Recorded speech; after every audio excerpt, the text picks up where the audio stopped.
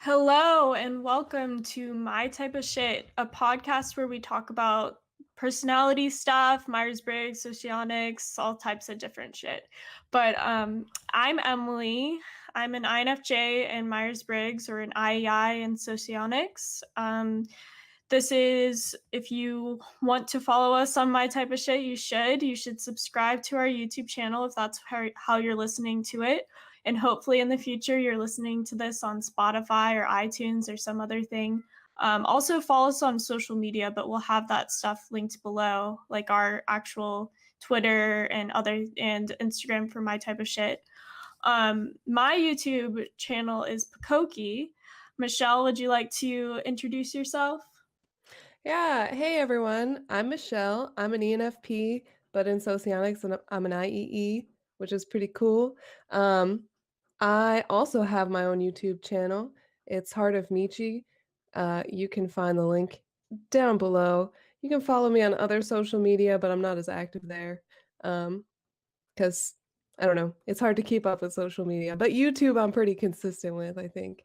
Um, and thanks for coming and listening to us. We always love to have you guys here, and I know some of you are lurking. So go ahead and hit subscribe right now so you don't forget.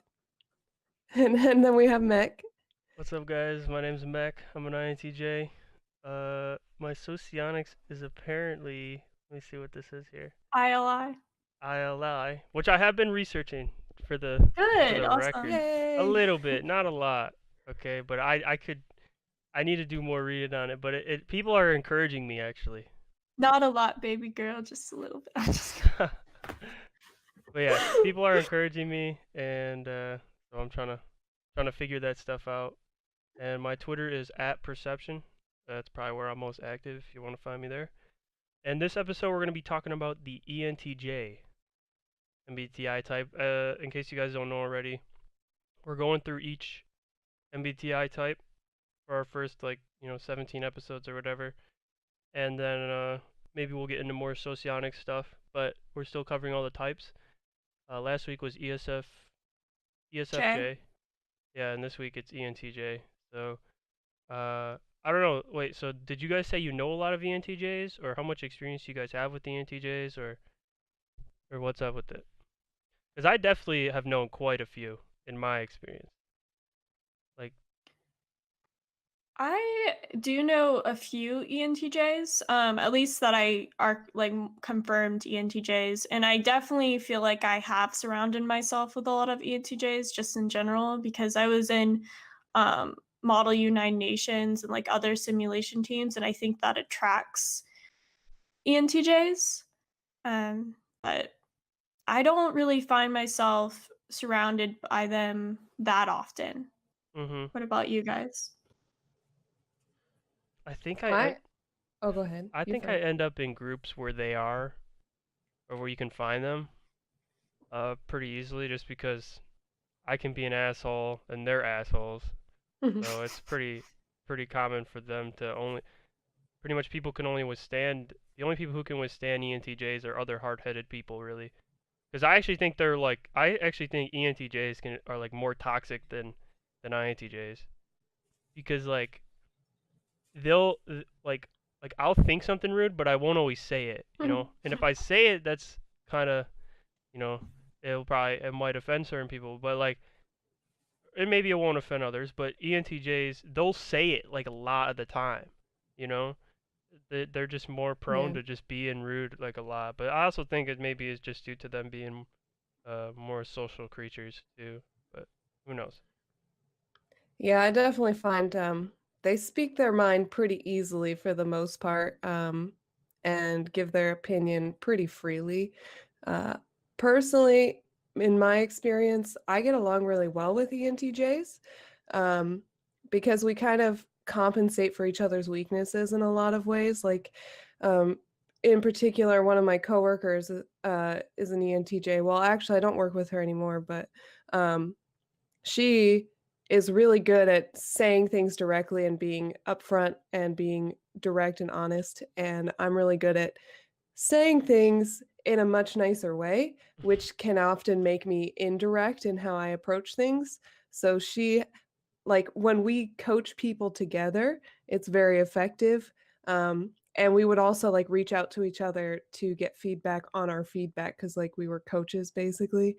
So I'd be like, how do I say this more directly because I feel like I'm not getting the point across, or like vice versa. She'd come to me and she's like, here's what I'm saying, and I know this is rude. Help me make this not rude. That's actually great. Like that actually sounds great. Yeah, it was a pretty mutually beneficial relationship for sure. It's like Girl could talk too, like just go on and on. for sure. I do find that ENTJs tend to gravitate towards leadership positions more often than a lot of other types. Because unlike like an INTJ, a lot of INTJs, they or just like INTJs in general, they don't really go for a leadership position unless they really feel like they're the best for the job. Like Mhm. if they really see that they're the one that needs to step up, they will. But I think ENTJs are way more whether they I mean, they typically think they're the best for the job, but they're just going to step in and like typically be the ones to start the group or whatever, or just like Right. lead in general. They like unintentionally become the leaders because they're like, this is what we need to do. And you do this, and we'll get it all done. And it's not like they're trying to be bossy per se. They're just like, hey, this is the best way to do it. Let's do it. And I think that kind of gets them naturally into positions of leadership because people like being told what to do.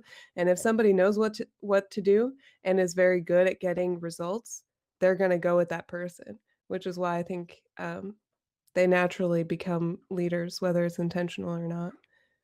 Mm, definitely true. I think INTJs will like the only instance where they'll be leaders is if like they started the organization or if they're just so skilled at at whatever they're doing that they kind of have to get involved with other people. Like for example, this programmer at where I work right now is like you could tell he does not want to be on Skype calls for 3 hours of his day dealing with these other developers, but he has to because he's like the only one who knows all the stuff.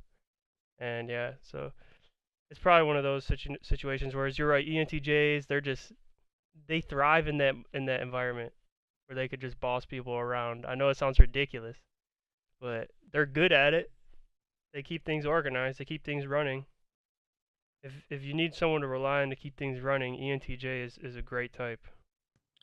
Yeah, and I think they have a really keen ability at recognizing what people are good at and what their strengths are and utilizing that. I think they're very accurate in their assessments. Um, and they know like what they can expect from somebody. Like they take into account what they've seen from people and what they can expect from those people in the future in a way that I think is rather accurate. Mhm. I would definitely agree with that from my experience. Just really quickly, I do want to break them down cognitively for those of you Mhm. that may not be as familiar. So just speaking in Myers-Briggs terms, ENTJs lead with extroverted thinking, TE. And that's all about basically they're all about getting to an end result. They don't really concern themselves with the how and why necessarily. They just want a result.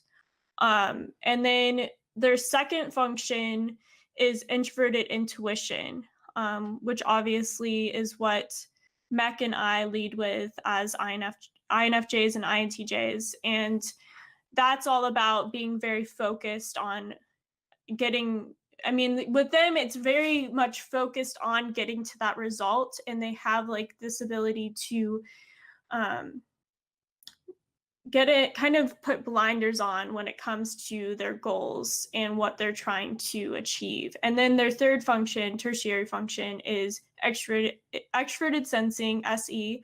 And I do find that especially compared to like an INTJ or an INFJ, um, they're able to kind of not get so lost in their introverted intuition, and they're able to kind of tackle um, they're able to be more part of the real world and be a little bit more efficient with their time, at least physically. Like, I don't think they get as much in their heads or feel like they need to live in the shadows like say an INTJ or an INFJ. They feel like they're more comfortable with doing things in the physical world and like having the spotlight on them. Like I mean, what do you guys think about that?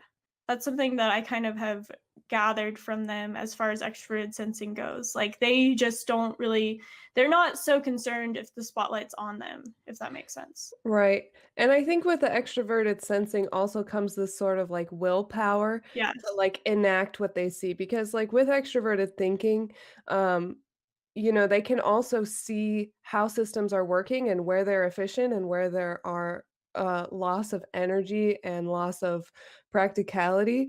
And so, because of that extroverted sensing in the third spot, they want to act on those visions that they see and they want to make a change. Whereas an INTJ, they can see all day that systems are inefficient, but they'll just be like, well, that doesn't matter to me. Like, I don't really need to fix that system. So I'm just going to like keep doing what I do unless it like directly affects them. Whereas ENTJs, they see systems that don't work and they instantly want to like fix them. Like they hate seeing things that are inefficient, at least from what I've seen. That's Yeah. interesting. That's an interesting distinction.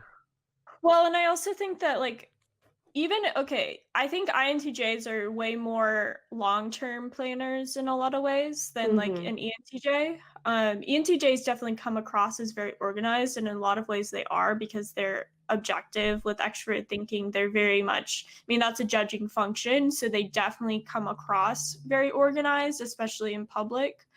Um, but they also, yeah, they're a lot more results driven than even like an INTJ. But in a different way. INTJs are way more the long, like the kind of long term, whereas Mhm. ENTJs are way better at like doing things in the short term. They can still do long term, but short term and like medium term kind of things. And then introverted feeling is their fourth function, which obviously that is they don't really care about how people feel. Like if like Michelle was saying, they're able to see people's strengths and weaknesses pretty easily. And they're going to be honest with you. If they don't think that you would be good in a role, they're going to tell you, or vice versa. And they're not going to really concern themselves with how people are going to react to that. Like, it's just not something they care about. Um, but they do still care about introverted feeling, and in the inside, like that's what they're seeking. Um, they're very much, I guess, if you get deep down with an ENTJ, they are in tune with their own emotions and like how they feel about. I guess I don't know how to describe it. How would you guys describe that with an ENTJ? I don't know. Their introverted feeling is pretty bad. It's not good, yeah, Yeah, it's pretty bad. Like but they they still value it. when they're hurt, like they're hurt. It's crazy. You don't even want to see them in that state. Actually, it's kind of ugly. It like one of my ENTJ friends was just going through some stuff with him and his girlfriend of like 4 years, and like he just did not know how to manage his emotions in the slightest. It was just not a pretty picture. Like I'm trying to give him constructive advice. The other guys are like saying it's just like there's nothing. He wanted to punch a wall. It was just bad. Like he just couldn't get his emotions in order, you know? And whereas I don't know. I think you are right about that because something I've found with ENTJs, especially, and this isn't just like ENTJs, and I'm not saying that all ENTJs are this way, but I do find that, like, as far as like, let's say a drunk ENTJ, I do find that drunk ENTJs tend to be kind of they have a tendency to be maybe they're very boisterous when they're drunk, but also they have a tendency to almost be violent, not in a maybe extreme way, but I do find that Yeah, they just get pissed. yeah, Yeah, especially if they're in a very emotional state. And I know every type can be like this in some way, but I do find that they have like this where it comes out a little bit concerning to people. I know of ENTJs that have been kicked out of places when they're drunk because of how they acted. And also, I've been very close to ENTJs. I'm not going to say like who this is in particular, but I have found that one ENTJ in particular, who you would almost think is a robot in many ways. But I was so close to this person, I'm still close to this person, that they were able to I was able to uncover like some really deep rooted emotions that they've never talked about with anybody else. And I totally saw a different side of this person. Um, Yeah, I think that's actually a really good thing to bring up is that they do really have these deep emotions, but if you get to the point where they are telling you, you have reached a level of trust with them because they don't trust most people. At least in my experience, they don't trust most people to know that side of them, and it takes a lot for them to open up to people in that kind of way. yeah, I agree. Yeah, And the, also, I have found that ENTJs hold grudges with people.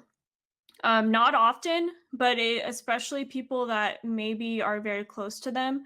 Again, I'm not going to name who this is. It's not the same person, but I have found that a particular ENTJ in my life, they something happened with someone very close to them and they were never able to let it go. And still to this day, they're not in contact with this person and vice versa. And it's a pretty like horrible situation in a lot of senses because it's like this is so petty and this situation that they had should not be the reason why they do not talk to each other. It's really like it's been years in and it's your like opinion. um I I'm mean, just I can saying. tell you guys what it was I, later, but but like, I'm here to agree with you that I do think ENTJs do hold grudges. Like, I yeah. mean, it would make sense because I think INTJs can also too, where like Mhm. certain people they do certain things, like it just you never forget it. And then I think it's just a sense of like we have a very specific sense of loyalty, and maybe just things that we need that other people generally won't need. I don't know. It's probably less so for the ENTJ, but I know in my experience, there's very specific things that I'll ask for, and if you can't meet those things, it's like, I have nothing else to say. It's like I've made it clear to you, and I know it sounds ridiculous, and like I can make it clear, but since it's such a niche request, you may just still overpass it. And so maybe what you deem as unimportant to the ENTJ, maybe that was just so important to them. Like it sounds petty and it probably is. Like I'm not even saying that it's not, but to him it means a lot. And so and you can't tell him oh that's not supposed to mean a lot, you know? And yeah, so it's just a varying degree of like what you value. I think it does have to do with FI. I don't know. Yeah. Introverted feeling, being weak, you, just not knowing how to express it. Of course, grudges might formulate.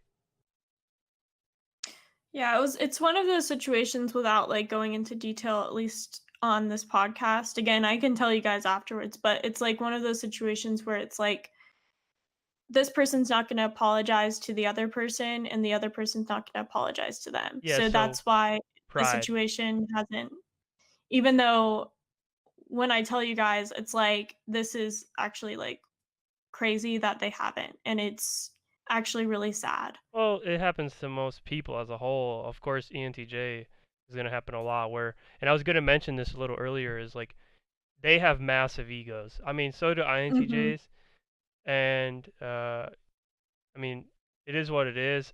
Like a lot of people will say, well, you should drop your ego. And I've always told people, well, like that's the same thing as like suicide. Like you shouldn't really ever drop your ego, because if you lose your ego, then you're essentially nothing. So really, what those people are telling you to do is to just kill yourself. They just don't. They want you to be a nobody. They want you to be a zero. But that's the thing, though. If you keep your ego, at least you have a sense of identity. And so, it's kind of just a manipulation tactic when people say that. I But don't even think that. I think it's more of they want you to be a muted version of yourself. yeah, I mean, there's all sorts of ways you could look at it, but the bottom line is that the ENTJ have massive egos, and of course, it wouldn't surprise me either that their pride gets in the way of, a connection like that where you describe as something petty. Neither person wants to drop their pride, and so it never ends up getting resolved. And pride is what ruins everything. Actually, if you guys have ever read on like the seven sins or whatever, like they say all the other six stem from pride. Like pride is the one. It's like the main sin or whatever they say. Where like pretty much everything that's been destroyed, countries, relationships, marriages, everything that's ever been destroyed probably could be brought back to pride, or a large sum of things. Pride is Actually, in there. I could agree with that, actually. Um, I this is quasi related, but to that point, like I recently made a video about how the seven deadly sins can affect your motivation negatively. And I put them in order of how they affect me, and I put pride as number one because even though I don't like to admit it, pride is something that definitely affects me and can get in my own way. And I think that it's very possible that that's really just the root of um, all of our problems. Yeah. And so I'm not telling that I'm not telling Emily that this ENTJ is in the right or the wrong. I'm not here to say that or claim that. Even after hearing the story, it's not really anything I can do because they both value their own things. But I'm just saying that for the people out there who tell you to drop your ego, you don't have to drop your ego. But you should be open-minded, sure. But anyway, back to the ENTJ. So, yeah, of course, pride would get in the way, I think. Yeah.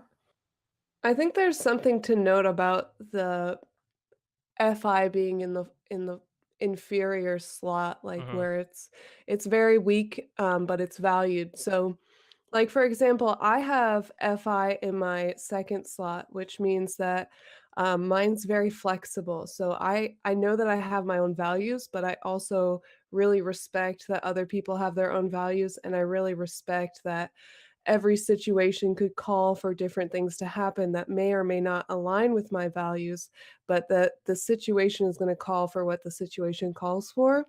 And I think ENTJs having FI, they want to be able to be that way as well, but it's really hard for them because they have these values that they've come to have, and they with that, like, this is efficient or this isn't efficient, that has a lot to do with how they form their values, um, and so they're pretty good at being like, "Oh, this one, like, it's never going to get fixed," I'm just imagining that your ENTJ friend is just thinking, "This is never gonna get fixed. Even if we do resolve this, it might happen again," etcetera, etcetera. So, I mean, that's I don't know where I'm going with that, but I think you guys get what I'm saying.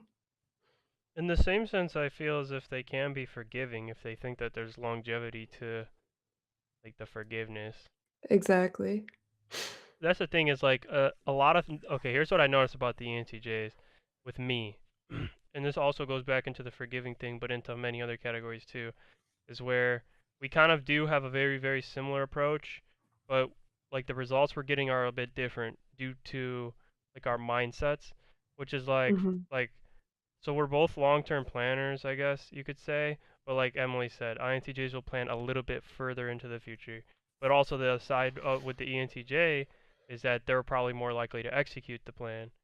And so, my plan can be way more thorough. It could have been filtered multiple more times. Like my plan could be percentage of success 85%, but ENTJ could have a plan that's way less thorough and all this other stuff, and with a lower percentage of it working, and they're more likely to execute their plan, so they'll actually get results in life. Hence why a lot of the times they may end up more successful, just because they just execute more. It's simply just the TE being uh as the first function and all that. Just the sheer amount of executing. So I always say like I might be in my head a bit more, but I might also be less likely to execute this stuff. But they are machines. I'm not gonna lie. Like they are. So, something that I was thinking about earlier, and I think it kind of goes in line with executing, is I wanted to give an example, um, because I think ENTJs can be quite organized, but I think also part of it is that they have to be in order to like make sure that they remember where things are.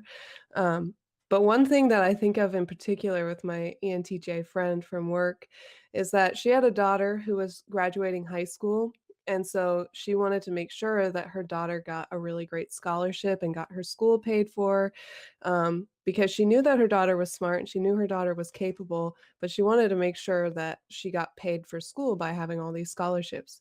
So this lady, for real, created an Excel spreadsheet of every single scholarship that her daughter applied for or should apply for, and had it marked, and had whether or not she got it and how much she got, and kept track of all of that, and had this like full plan for the whole 4 years.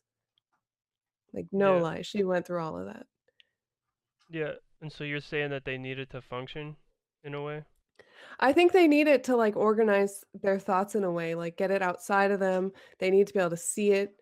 And because if they try to just remember it all, then that's taking up mental space that they could be using for figuring things out Yeah. if they're trying to store all this information. So they'd rather store it externally so they can see it, they can make sure that it's all working correctly.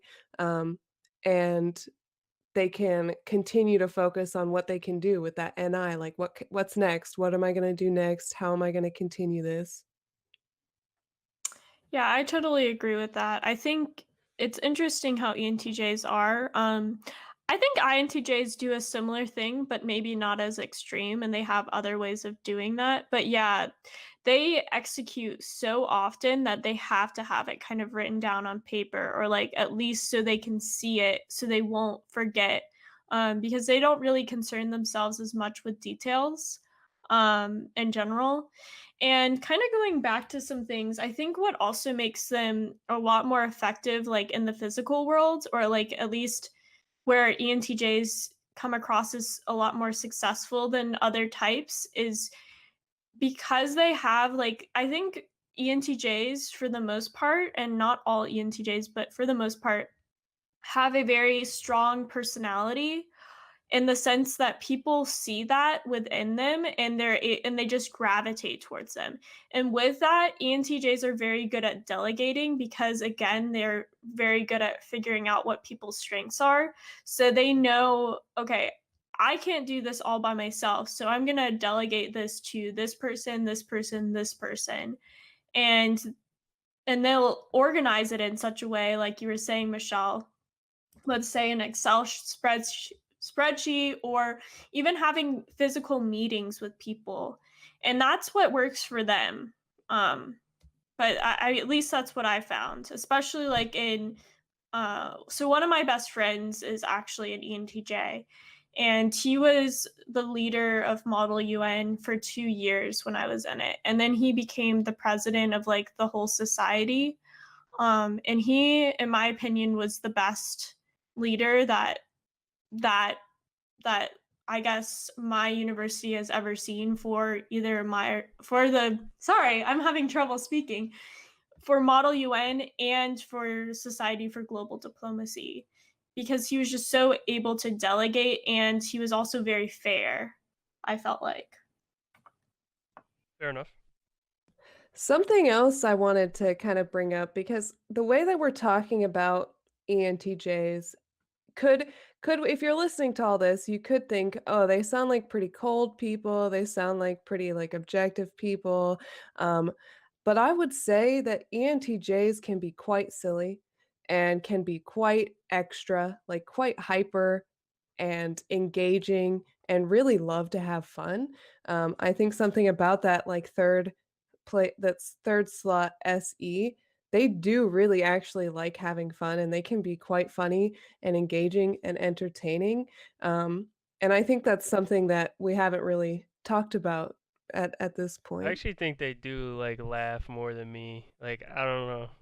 They find ways to have fun. I definitely agree with that. The Yeah. hardest thing for me to judge personally, or I've like in the past at least, it's been hard for me to judge this. Is like I have a hard time noticing their extroverted sensing and how that plays a role, or like the core differences between that and my type. I haven't been able to draw that line as much as I've been able to the other functions, just because. I mean, I don't know. They sometimes, I don't know, they seem sometimes a bit more obsessed with like tattoos and other things that might point towards that kind of stuff. But like, Mhm. just other than like little things, I haven't really picked up that much. Also, they do play sports, from what I've noticed, more than me at least. Right, they can definitely enjoy themselves, the physical exertion side, absolutely. And you'll find that a lot because, um, they just really love that kinda, like, competition for competition's sake. Um, Whereas I think INTJs can enjoy competition, but again, they're questioning, does it matter? Does this competition matter?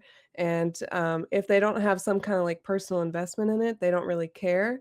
Whereas ENTJs, you throw something where they can be competitive in front of them, and they'll probably try to just win. Yeah, I definitely can relate to the part you said. Both parts actually though too, because like I can get competitive, but I think that it would be more probable for them to just pick up everything and just get competitive about everything. Like I'll still play to win when I do get competitive, but yeah, it just takes a certain thing to like pique my interest. I'm not gonna give a shit about like some of these other things that people compete over. But yeah. Right.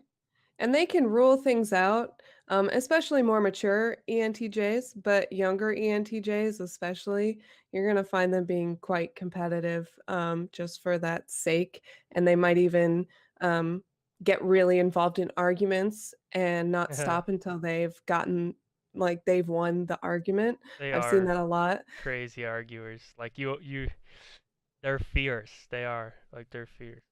You think ENTPs like to debate, ENTJs love to Yeah, they debate, like but to debate too. Yeah, they're like I'm more guttural, but they're like ENTJs are just fierce. Where like they just come at you like they really truly believe they're right from the ground up. But they've also made it very clear to you that like no, you're wrong. It's almost like they're like when Mhm. they formulate a sentence.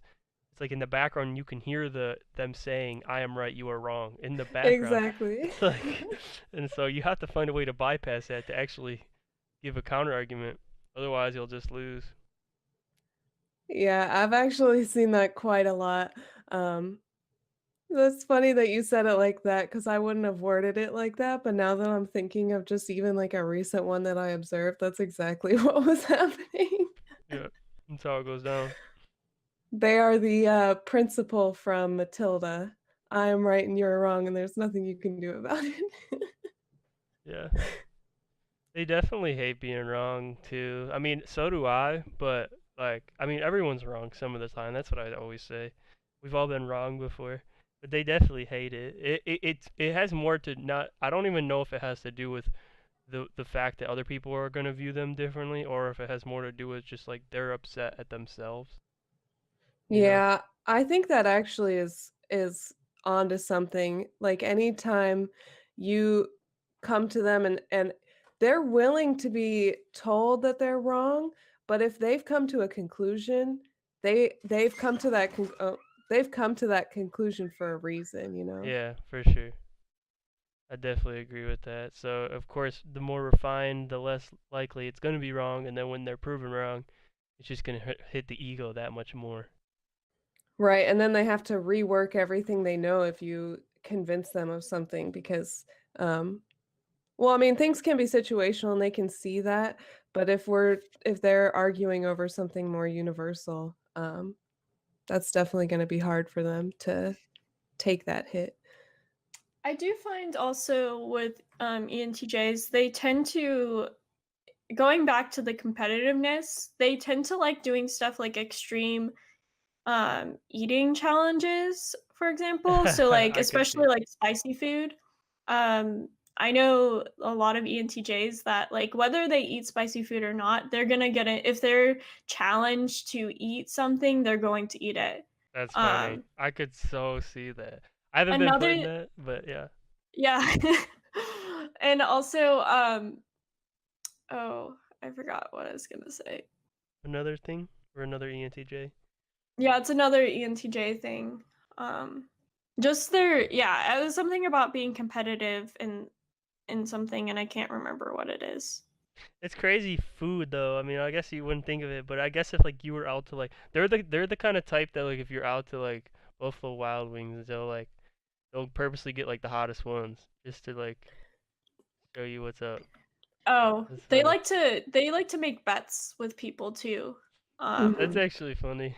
because I think that I mean, I think a lot of times most times I feel like ENTJs, the only time they will bet is when they know they're right about something. But from my experience, ENTJs don't like to bet with me because I typically win. Okay. All right. Throwing down some shade. But It's funny though. this goes into a topic I've kind of wanted to bring up from the start, and it's one introspection I made about ENTJs like early on into MBTI, and is that every single time I met someone and they tested as ENTJ, and like I got closer to them, I realized they all had the same trait where they love money. Like they just love money. Like I'm not gonna say money is everything, but like they idolize it to a point where like Right. other types don't. Like they're weird about money. Okay. Oh, sorry. Whether it's a taking a job that pays extra, or if it's about like counting money, or just like they Mhm. just love everything about money. It's weird. It's Okay. yeah. So last night, literally, I was talking to some people in a socionics forum, and we had brought up ENFJs and ENTJs, and they both have that third slot SE. And in socionics, its nickname is called hidden agenda. And something that one of them was saying is that with people with third slot SE or this hidden agenda SE, they want to gather as much resources as they possibly can. That is their kind of like hidden agenda. They're not exactly the best at doing this, but that's what they really, really want. So Yeah. like you're saying with money or with competition or with sports, like they want to have the most resources. They want to be the best, even though they're not always going to be. They have that like innate desire for that. Yeah. They're Well, I all also think that that's why like ESTPs and ENTJs often get confused for one another. Mhm. Because okay, if you think in socionics terms, um, the gamma quadras, if I'm not mistaken, is a democratic quadra, whereas the beta quadra is a hierarchy. I can't you said it. say that really well. I'm really bad at speaking. You said it right the first time. Hierarchical, okay. And so people assume that ENTJs or like INTJs, like speaking in Myers-Briggs terms, but for I guess socionics. So I guess like I mean LIE or ILI, they see those people as like they wouldn't be competitive or something because they're considered democratic. But I beg to differ. I think actually the Gamma Quadra is a very competitive quadra. I think all of the personalities in that quadra are extremely competitive in their own way. And I think it's because of their combination of functions. But they do it in a completely different way than, like, say, betas do, if that makes sense. I don't know. I wish I could comment on that, because I would probably have an opinion, and I will have an opinion soon. We gotta get you into that socionics realm, Meg. Is your is your YouTube series worth the start? Is that where I should go Yeah, first? I would actually check out Michelle's series on socionics so far. I'm 'Cause working on going through the functions and like comparing the definitions, and I'm not gonna share which ones I think are more correct until my series is done. Yeah. Well, you did mention something about introverted feeling though, which Yeah, ENTJs have. right. Where like introverted feeling in socionics is kind of described, its nickname is relations. So what that means is it's measuring or having like an innate awareness of the psychological distance between two people or objects. So like if you think I like to think of it as like a magnet. So, one side of the magnet is positive and one side's negative. And if you put two negatives together, they're going to repel. But if you put a positive and negative, they're going to attract. And FI has this ability to like feel that distance and feel how close they're being pulled or how far they're being repelled from something. And so like people who have it stronger are really aware of this and they think about it a lot and they put a lot of attention to it. And people who value it but are weak at it, so like INTJs, ISTJs, ENTJs, and ESTJs, they have it, they value it, but they're not as aware of it or as good at recognizing it. Yeah. Yeah, so for me, as an IEI in socionics, I have a very strong sense of introverted feeling, but I don't value it at all. Very rare, very little do I value introverted feeling. So it's kind of interesting. Yeah, I don't know. ENTJs though, like they definitely there is something where they do have values. I don't know how to describe their values. Well, they're very personal from what I've I experienced. agree with that. And I don't think they try too much to impose their values on other people, but if you cross their values, they're not gonna let you close. Do you think that they can be corrupt because of that? Or there's any like are ENTJs more likely to be corrupt than any other type? I would almost say no. I think ENTJs make for some of the best leaders that I've seen. I mean, I definitely think they can be corrupt. They definitely have the ability, but I don't find that ENTJs tend to be the ones that are the corrupt ones, but I might be wrong about that. So, something about TEFI is that it's integrity seeking. Um, and so, something that I've noticed amongst all ENTJs is a strict adherence to this idea of being honest. And I mean, I haven't met an ENTJ who does not value honesty. Yeah, Yeah. right. So I think it would actually be very difficult for them to become corrupt because they really value that honesty. Now, they could be hurt a lot by people who haven't been honest and maybe decide, yes, I like honesty and I'm going to keep people close to me who are honest, but I know in order to get things done in this world, I need to be dishonest. I could definitely see that kind of choice being made. Yeah, that's a well worded mindset. I could see that happening. But I still think deep down they would be integrity seeking and they would only let people close to them that they felt they could trust. That is interesting because I don't know. It would be I think it would be challenging, well, maybe not challenging, but interesting to pinpoint which personalities would have the highest level of corruption. Yeah, that'd be hard to tell. I'm sure we could Right. figure it out though. I guess Yeah. since I've never thought about it, I don't really know where to start. But one I thing, think go you go, ahead. you go. Oh, I was just gonna say, I think a lot of people feel that way about ENTJs because they don't express that side of them very well or very often. So people can often assume the ENTJ's intention. Yeah. I feel like this is super biased, but actually thinking about it, I would say ESTJs have a very high capability to be corrupt. Um, but again, I don't think they really value honesty as much. I think they value it in a different way than like an ENTJ. Like I think ESTJs, they value directness more than honesty. Hmm. I don't know if that I'm makes trying to think sense. why that would be though, because we did I mention the think TEFI loop, and then it would be I don't know. I mean I mean I'm inclined to believe you, but I can't think of it in my head. I would agree about that directness versus honesty thing though, because I think that everyone in the Delta Quadra, which is ENFP, INFP, ISTJ, ESTJ, we all really value directness because we don't want to have to assume what people are thinking, um, which is not necessarily related to honesty in the same way, Yeah. I guess.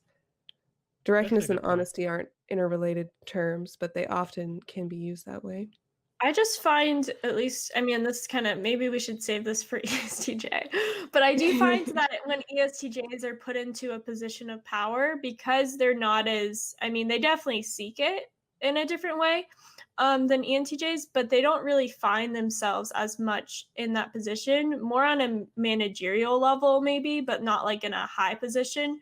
But when they are put in a position where they have influence and they could actually make things happen. I do find that they can be very short sighted, especially with because they don't care about people emotionally either, like in a lot of senses. They do care, but it's a different kind of thing. Like they're not going to care about Susie, the new employee that is having a tough day. They're not going to care about that person. Ooh, and because they have SI instead of NI, they'd be less focused on the big picture the same way.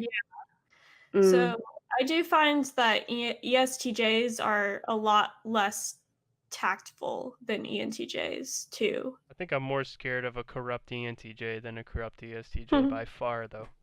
Yeah, but By I don't far. think it happens as much, if Sure. that makes sense. I think it more so okay, I'm not saying that it's scary, like, it definitely is scary with ESTJs, but I think ESTJs, it happens more often than other types. I'll tell you what, ENTPs are definitely more corrupt than both of those types. Really? I don't know about that. Or maybe they just have different definitions of loyalty than I do. But Mm. that's for the I've ENTP episode. Yeah. Well, True. I have lots of things to say about ENTPs. I don't want to get I distracted. gotta throw shade at that type. I'm sure they hate me too. But anyway, ENTPs are one of my favorites. No. Yeah. Well, it also might be with Shaun / Mac. Like with you, it's like so ENTPs value extroverted feeling. They're not very good at it. I mean, they're better than like an INTP. They have it in their tertiary slot. So they are good at it in some ways, but it's a different way than like say I don't know, an ENFJ or ESFJ or something. And I think for you, they don't really value introverted feeling at all, and they're not good at it. So that might also be why ENTPs come across different towards you. Because I think extroverted feeling has a reputation, and I actually would say that this is a pretty accurate reputation of being fake. In many ways. I think extroverted feeling does have a tendency in the wrong hands or maybe in the right hands to come across as fake, if that makes sense, or disloyal. You're right. Well, because it values the emotional energy that's around them over the like relations between people. Like it values that over the relations. So I can Yeah. see it. And we can talk about, well, we kind of talked about ESFJs, but I think we'd be more prone to see that in people with a weaker FE. But as for ENTJs, their FE, they would be actually pretty good at it, but not really value it at all. Like it would be something that they actually use pretty well. And I think this is why ENTJs often end up being villains in stories because they can put off this like fake presence and like use it to manipulate people, especially like in these bad people roles. And I think almost the ENTJ is the archetype for the villain in a lot of older kinds of stories. Well, I don't know if you guys have, Michelle, you have, but like I specifically did the wahaha like laugh for ENTJ because I feel like they are the most stereotypical like villain type. I'm not gonna lie, the villain, well, he's the antagonist. He's not a villain, but the villain in my story is an ENTJ. Oh my gosh. Okay. No, he's They trying are to good do things villains. that he thinks will actually be better for all of humanity. Um, he just happens to do some things that many people would consider evil in order to accomplish that end goal of bettering humanity. So, Yeah. But we're getting kind of later into the episode. I got the pros and cons list pulled up right here. let's do it. We got the ones that are pretty much for every type or for every ENTJ. This is some of the stuff they say. A can-do approach to life, which makes the working environment a positive place for them. They do I would love agree. work. They actually I would agree with that too. They love work. I don't know how. I mean, I don't hate work actually. Come to think of it, I actually kind of like work too, but I think that they love it. Well, they get a sense of accomplishment from like putting things out there in the physical world, I feel like. Exactly. Yeah, So. that's true. A talent for factual analysis unbiased by prejudice or emotion. Yeah, I would agree. Able to cut straight to the chase in any situation and not be sidetracked by non-essential issues. Yeah. We didn't even cover that, but we did cover their directness and their in that sense.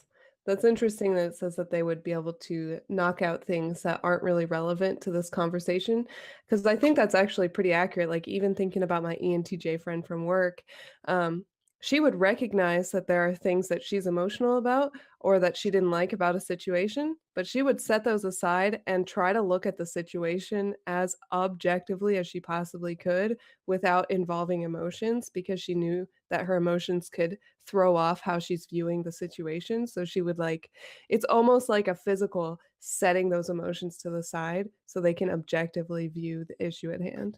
I think what's also interesting, they're able to listen to an emotional story.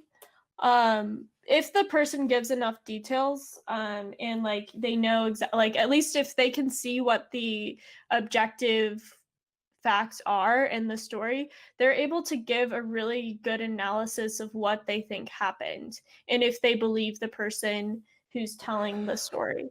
That is another really great point because this ENTJ friend was also telling me of many times where her friends would come to her crying and explaining their situations with their husbands or whatever. And she'd be like, this is what's happening.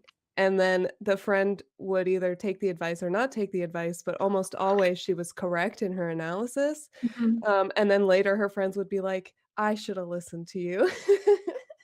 Wow. Well, that's why, like, for me, I was in like a kind of a legal situation where, not to get into it like on here, but basically there was someone that my ENTJ friend and I knew, and actually like he was also a member with this person at some point.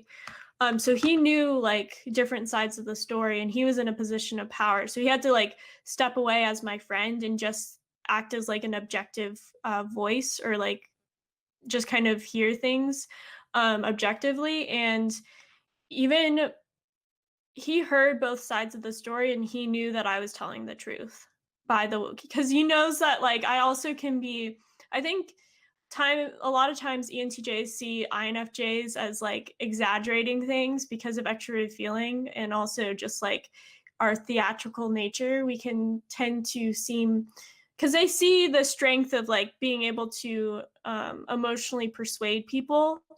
So like that's something that he's very aware of with me, but he, after knowing the story, he was like, Emily, you're telling the truth. I know you're telling the truth. And like, kind of, yeah, it was interesting. I think that's another good point is that they tend to be pretty good at knowing when people are exaggerating or not. Yeah, I think they're pretty exactly. adept at recognizing that. Yeah. Yeah, I've actually gotten better at that. Where like whenever my ENFP sister says like like that cake is like super good, or like she'll use whatever ridiculous, because they have like a large vocabulary of exaggeration, so I can't even mimic it very well. I'll just take it and cut it in half. So I'm like, oh, that's decent cake. Like that's what I do. I basically just dumb down their version of exaggeration. You have to like translate it, because I'm otherwise sitting here like they'll cracking up. they'll So say true. like every cake's the best cake they ever had, and I'm like, okay, so we got some good cake here.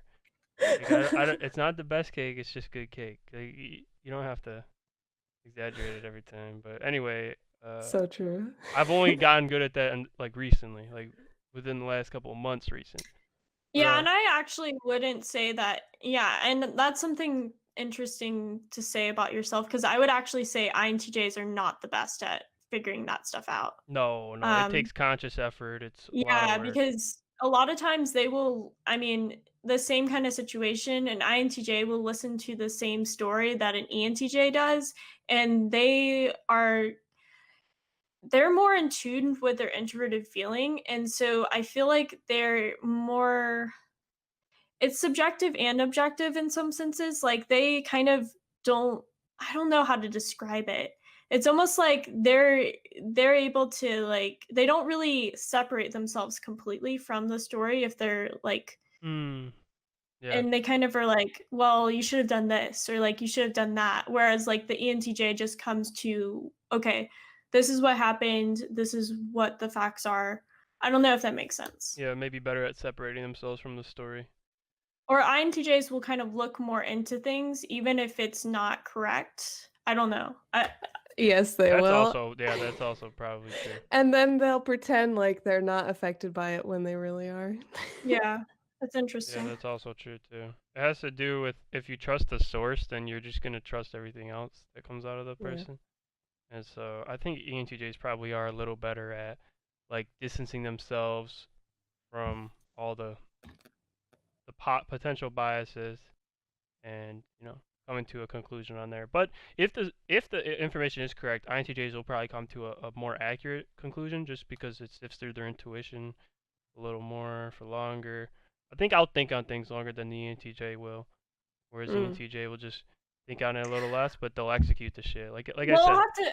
I will have to say with INTJs, it's not that they're inaccurate in the long run.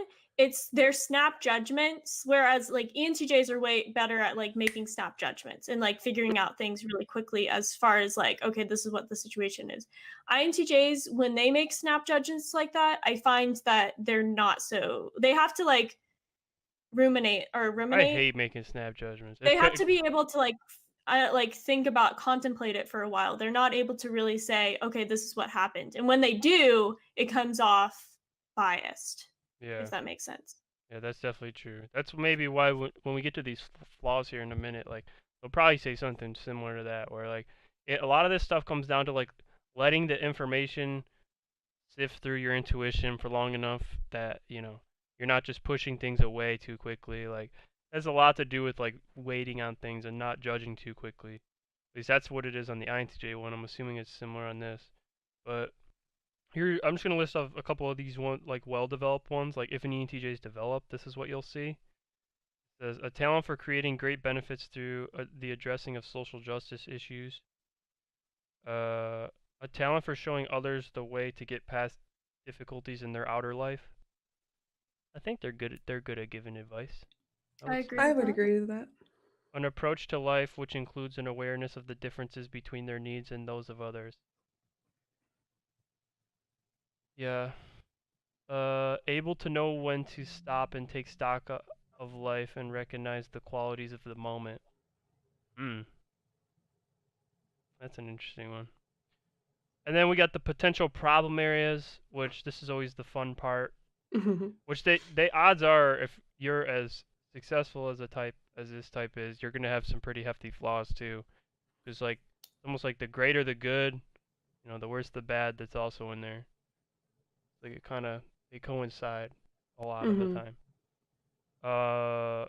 May assume others are ever plotting against. Hmm. I wonder what would have to happen to an ENTJ for that to happen. No, I actually think that happens with maybe an unhealthy ENTJ or like one that's developing more so. I definitely have seen that. I actually have seen that with every ENTJ that I know. That's in some form or fashion, which is interesting. Because I think part of that has to do with that FI. They think like, what would I do in that situation? And if they're seeing those actions, or they might even think, okay, well, maybe this person's the opposite of me. So what would this person who's the opposite of me do? And so I think that like inferior FI could definitely make that happen. Yeah. Maybe unable to understand other people's needs where these differ from their own. I think that's true in some ways because, at least from my experience, ENTJs are again really good at executing things, and so because like a lot of ENTJs I know, they're able to just like get things done in general, and they don't and at least in my experience, they get things done a lot quicker than other people. So they're kind of like, okay, how can you not, like, why do you need to take a break? Or like, why are you like, kind of, if they're not really in tune with that, with the other person and their differences, they'll kind of be like, okay, well, I was able to do it. Why can't you do it? Kind of thing. Mm-hmm. Yeah, I definitely think they have that potential to act that way, for sure. This or one think that way. says, may become so engrossed in a plan or ambition that personal needs and the needs of others are forgotten. I have this to like a extreme degree. I think this is one of the most core differences between the INTJ ENTJ and the INTP ENTP. Mm-hmm. Like in this little segment right here, where you just get That goal. you just Yeah. overindulge, past the point of caring about yourself, and anything else outside of the goal somehow is just outside of your brain for that short period of time, and any thinking power going to that is a waste of time. That's the thing, is Yeah. time management. Like, one my ESFJ sister says she's never met anyone like me in terms of like how crazy I am about my time. She says, I've never seen someone be so psycho over their time, but I'm sure ENTJs would be even more psycho, uh, or maybe just as crazy, because it's really like that's time you could be spending on your plan or whatever it Mm-hmm. is. So I definitely could see that. Well, I also think that ENTJs are even more likely than, say, an INTJ to get into a political relationship.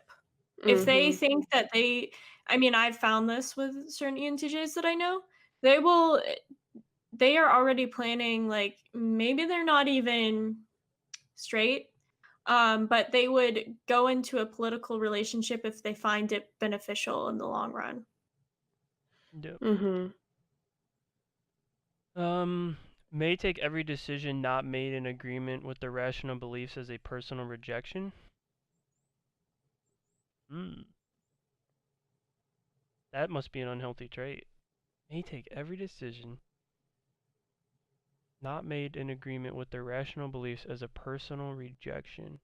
It doesn't sound right. Something about That's interesting. either I'm taking this wrong or this doesn't sound correct. Mm, can you say that one more time? I feel It's like it's worded very worded weird. weird. I think it's I worded I weird. think I know what it's trying to say, but can you say it one more time just so I can May take visualize it? every decision not made in agreement with their rational beliefs as a personal rejection. Oh, I Okay. get it now. So I get it like now. would that be like other people's decisions? 'Cause Yeah, so like sometimes I'll try to like help people. Like one of my friends finally got like a job. He was like struggling. And so I sent him like mint.com or some shit. And I was like, "Listen, I was like, this will make your life better. Just like get on a budget." Like, I don't even like, people think budgets are out there to like help you save money. Like, budgets aren't going to save your money for you. They just tell you where your money where goes. spending it Yeah, it's exactly. just showing where it goes. And I'm like, hey, man, like, I think this will make your life better, because I know everyone, when they get their first job, they kind of just blow their like checks like for like months on end. And Gotta get that new technology. he didn't do it. Like, he was like not with it, or like he was just saying like it's not worth the time or whatever. Like, he was just giving bullshit excuses, and I got like pissed at that. Like, I took that as like a personal rejection. I could see why an ENTJ would do Right. it too. Maybe with even weaker FI, probably get even more hurt. Right, especially if you're not like if your reason for not doing it isn't logical or doesn't make Yeah, sense. exactly. Oh, then you just don't trust my opinion or something like that, or Exactly, yeah. I can you see don't like that. me. It's I definitely can true. totally And see it's that. such a niche example, and it's mostly irrelevant too, but it's still crazy that that's a thing. We'll just do one more here. May believe their only view of the world. Okay, may believe only their view of the world or a situation is correct, even to the point that they make it into a kind of dogma which must be followed by those around them. That's definitely true. Unhealthy, yeah, for sure. I could see that. I can also see that, like, as far as like if ENTJ is religious, if Mm, yeah, if they find that, they weren't, or like if they have certain principles or values or morals, if someone else doesn't share those, like they're going to be pretty dismissive of that person. You may not know that they're being dismissive of you, but you're not going to be able to get close with them in the same way. Yeah, definitely true. Like, it goes back to the ego thing, but it's like my view of the world is clearly more refined than yours, so just believe me. hmm I don't know. Definitely a And lot of maybe feel like they wouldn't have to explain it either. Like you should just yeah, understand. definitely. There's definitely a lot of similarities between this type and my type. I tend to get along with them very well. It just happens to be the case a lot of the time where we're not into the same stuff. Right. They're more prone to going out and doing things that I'm not really interested in doing. So while I get along with them in a conversational level, a lot of times we'll have the same views of the world. I love the way that they can take criticism. The discussion can usually be very constructive and efficient too. They really are efficiency masters. And Mm-hmm. but outside of that, like I said, a lot of them I had friends growing up, and we kind of grew apart just due to varying interests, and they went on with their plan or whatever, and I'm going on with whatever I got going on. But yeah, I don't know. It's a good type. You said it's one of your favorite types, Michelle. Yeah, yeah, they're some of my favorite types. Well, because like for me, I don't have to worry about hurting their feelings because if we establish this connection where they know what my intentions are and I know what their intentions are, I can I can be honest with them when they're doing something that I don't agree with.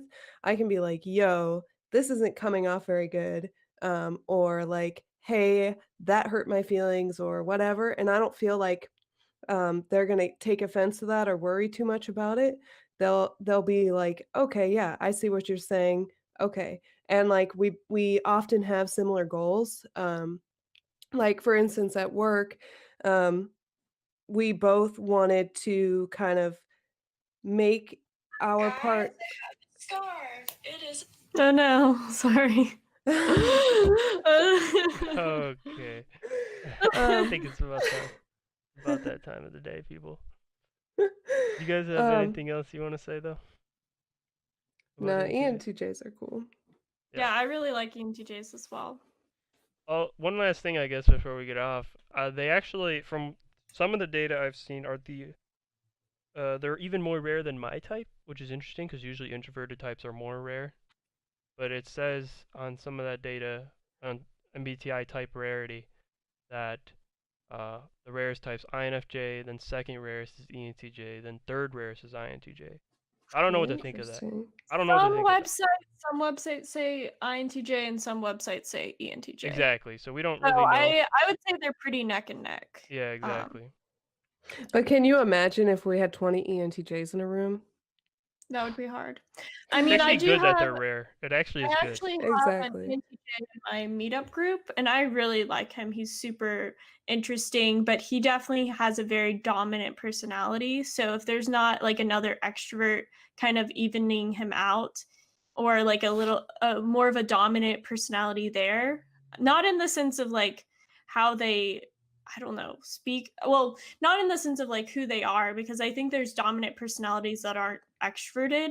But if there's Mhm. not someone that's like starting the conversation or like really interjecting, he will take on the conversation. So Yeah. Yeah, now again, imagine 20 of them in a room. Who's gonna come up top? That competition is gonna get into all 20 of them. I'm just saying. yeah. Be some crazy stuff going on. But all right, I think this is episode 5.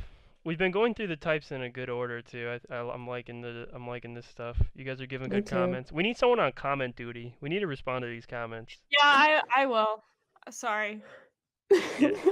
I will respond to comments. I also really want to get into like posting more on our social media and stuff. It's just been We've been different busy. lately. Things happen. Yeah. But all right. Until next time. Thanks bye, for guys. coming by. Hit Yeah. like and subscribe. Yes, definitely. And share the podcast. So